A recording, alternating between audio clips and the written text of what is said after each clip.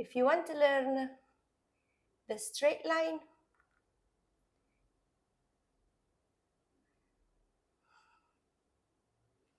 and how to hold it, then we need to learn a few drills to start improving strength and conditioning within the body.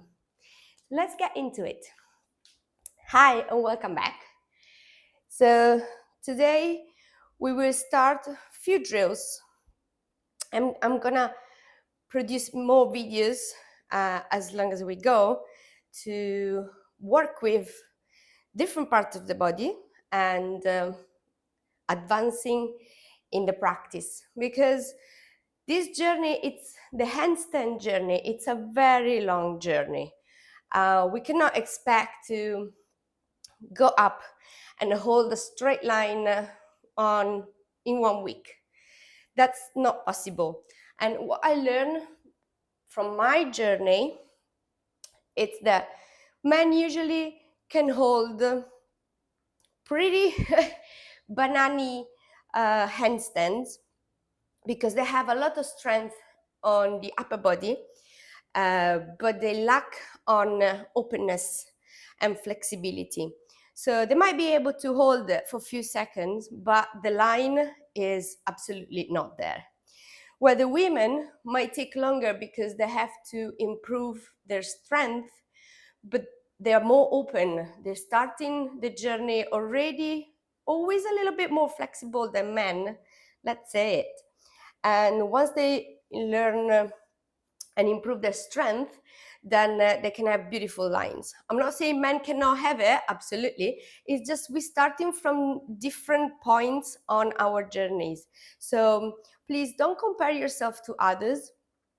I have friends who evolved in their practice much faster than me, and it's what it is. Our bodies are unique. So I'm gonna show you a few drills, and some might work better for you than others, and that's absolutely fine. Just find what works for you. One thing that is not negotiable though, it's wrist warm up. So please always warm up your wrists before training, before working with your handstands, because over time your wrists are gonna be very sore, especially at the beginning. I used to get straps on my wrists because I was in pain at the beginning. But then as everything in the body, they got stronger, and now I'm much better, but I always have to warm up first. So how we warm up the wrists? We place the hands under the shoulders, and then we start making circles, anti-clockwise, bringing the weight forward, sideways and back. And then switch direction.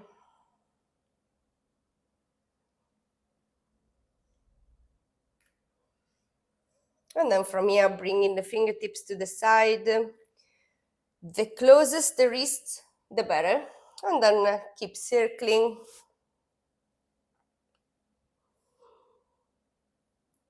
It might feel boring, but it's really important that you do this. Change direction. If I get into handstand straight without warming my wrists up, I become very sore very fast. Whether they hold longer if you warm them up first. And then bringing the fingertips facing backwards, tucking the toes and bringing the weight towards the heels. If the hands lift off the floor is fine, you can pulsate and moving back and forth. Option 1, you can be here. Option 2, you can also straighten the legs and stay for a couple of seconds. And bringing the knees down again. From here, we're gonna bring the top of the hands on the floor. This might feel quite weird and quite intense. And then trying to push the elbows forward. We're making fists with the hands. So I broke my right wrist 3 times. So my hands look quite different in shape and mobility. But that didn't stop me really. They're still working, both of them, fine to hold me upside down. And then from here, sitting, kneeling down, interlace the fingers and start circling like a figure 8.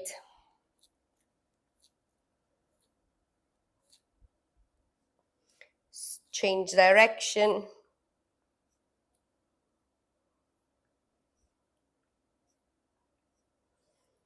And then from here, we're gonna shake sideways, back and forth. Keep shaking. Flip the hands up and keep moving. And down.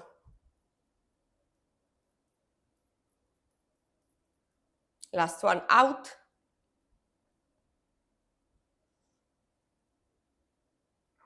And that's it. So always think that when you're practicing and then when you're working with your handstand, you can always take a moment in between rounds to shake your hands. I do that very often just to release them, release a bit of pressure. Okay, so from here, first of all, I would start with the kicks because it's not only about core engagement, shoulder openness, strength, and so on. It's a lot about the legs as well. What I mean by it, if your hamstrings are quite tight, it's also very hard to kick. So some people might start from a place where even kicking feels really hard. So we need to work. That's why yoga is really good for like interconnecting in some ways with handstand practice, because it gives you that strength and flexibility, and then you can work with your handstands. So I would start with simple kicks. Always remember hands under the shoulders, fingertips facing forward or slightly to the side. Depends on your shape, on your arms shape. I'm hypermobile, so I know I need to keep them a little bit more forward. Sorry, a little bit more out, so I can push my elbows forward when I'm up. And then when we're here, we bring the hips up, and we just start with one leg. So we keep the left foot down, and then we try to kick, activating the legs for 10, 2, bringing the weight forward, 3, 4, 5, 6, 7, 8, 9, 10. We do a little stretch as well. So bending the right knee, bringing the left hand on the right foot and trying to bring the right knee towards the ceiling. You should feel a very nice stretch on your left hamstring. Breathing for 2. One last breath. And release. We do the other side, right foot down and left leg up for 1, 2, 3, 4, 5, 6, 7, 8, 9, 10. And we go up. Sides are always very different, and you will always have a favorite side you always want to kick with, which is also your dominant. Try to train both sides. And release the foot down. From here, we're gonna bring the hands close to the knees, and then it's more core activation and hip flexors. And then from here, we're gonna, the closer the hands to you, the harder it gets. We're gonna lift the hips, bringing the legs towards the chest and come onto the toes, weight forward. Exhale down. It gets quite intense. Inhale up, push the thighs towards the chest. Exhale down. Again, inhale up for 3. Exhale. For 4, you can gaze back to the knees, lean onto the hands. Last one, up and down. And again, shake the wrist, all directions.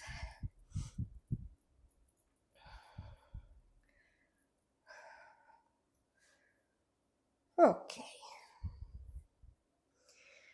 And then from here, we start again working with the hip flexors. So we come in seated. I know these parts are very, I wouldn't say boring, but you want to get straight into action. But actually, these things are so important, so don't skip them. Again, I'm not talking just about these drills. Any drills that you're learning and you're working with, try to keep a habit of working with them. They will build conditioning within the body, okay? So we start with the legs quite narrow, not too wide open. And then we frame the right leg.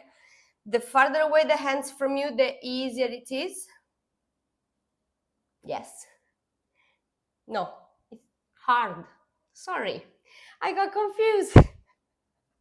So the closer to you, the easier it is. The farther away, the harder it gets. Okay? So we're gonna do 10 lifts of one leg. Try not to lean too much back. If you lean in too much, bring your back close to a wall, so it's gonna stop you, okay? So activate the core for 10, 9, 8, 7, 6, 5, 4, 3, 2, and 1. Release, maybe shake if you got a cramp. Very normal. Other side. And we go for 10, 9, 8, 7, 6, 5, 4, 3, 2, and 1. Shake, shake, shake. And then we're gonna do it with the hands inside. Same thing, off you go. 10, 9, 8, 7, 6, 5, 4, 3, 2, and 1. I got cramps as well. If you get cramps, butterfly or just simply shaking. Okay?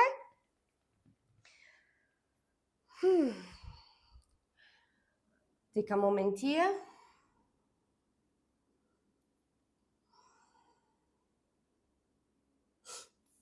And then from here, we're getting the back on the floor and we try to start feeling how it should feel in a handstand. So the back should be down. If you try to get your hands through, shouldn't go. You shouldn't have any space, okay? So from here we start and then we bring the arms over the head, legs together, and then an active core, and we lift, trying to close that gap. You see how much I'm engaging the glutes, the thighs, the core pushes down. For 10, 9, 8, shoulders close to the ears, 7, 6, 5, 4, 3, 2, and 1. Release. And take a moment. Could get quite intense. This happens with time, okay? The engagement and bringing the back down, especially if you have a big arch and you haven't worked with these drills before, it takes time to push really the back on the floor, okay? We do it again. Imagine if you have a stick, like a broomstick, you could use it and you can bring the shoulders towards the ears at the same time. The look at the band of the weird band of my arms is because I'm hypermobile. The arms should be straight. And again, push for 10, 9, 8, 7, 6, 5, 4, 3, 2, and 1. Release. Very nice. Taking a moment.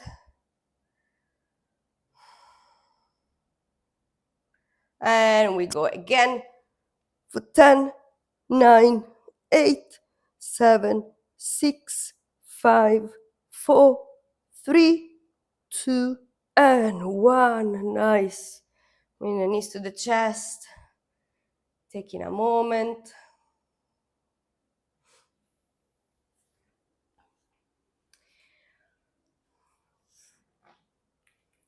And then the last one.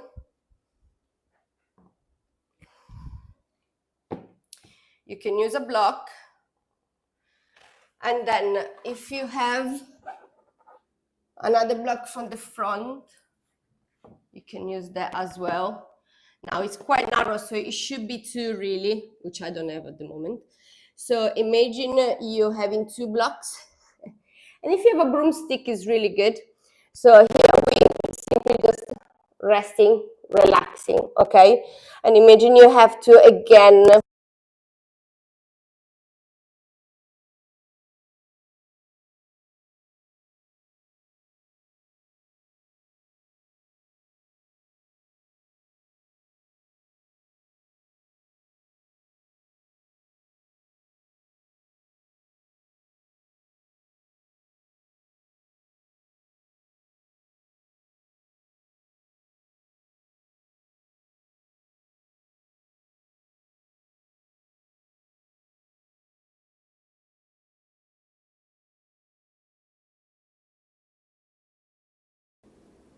it's not working anymore. Yes, here I am again. So we're starting. Squeeze the glutes, lengthen the legs, shoulders towards the ears for 10. Squeeze the core, 9, 8, 7, 6, 5, 4, 3, 2, and 1. Release and rest. Take a breather. Woo.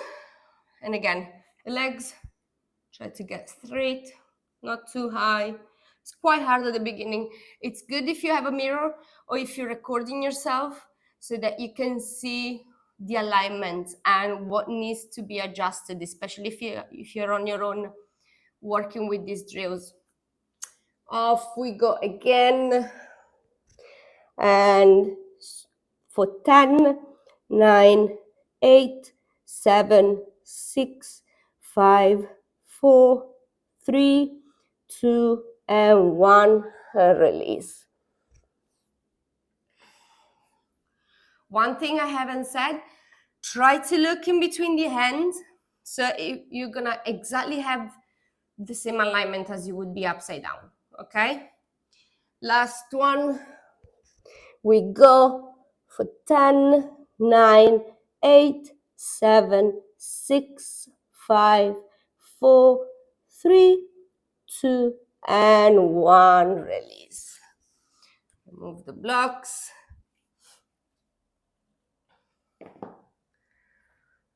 And there are lots of drills that we can do with the wall as well. It could feel quite scary at the beginning to be upside down with the face facing the wall, not the other way around. Especially could get quite intense on the wrist, but little by little, things can evolve as well. Our confidence. And then we're gonna work on how to fall out of handstands as well, because I think that covers a big part of fear in people. So I might be able to kick, especially if I'm close to a wall and I kick, I might be able to hold it. But if I'm asked to do that in the middle of a room, I wouldn't do it because I don't know how to fall out of the handstand, and I fear that something will happen if I fall in a wrong way. Okay, so I'm gonna make some videos about that as well, because I think that's a topic that needs a video per se. And then last thing is just a bit of fun. Always find a bit of fun in these drills, like not just the drills, then implement them and see how they worked with in your body, trying to work with handstands. Okay, I'm not saying go for a straight line straight away. I'm just saying start kicking just with one leg. And always remember, hands forward, one leg up, shift the weight. And I learned my handstand facing forward a lot, bending the neck, was giving me stability in my mind, in a way that I know where I'm going, and if I'm falling, I know where I'm falling.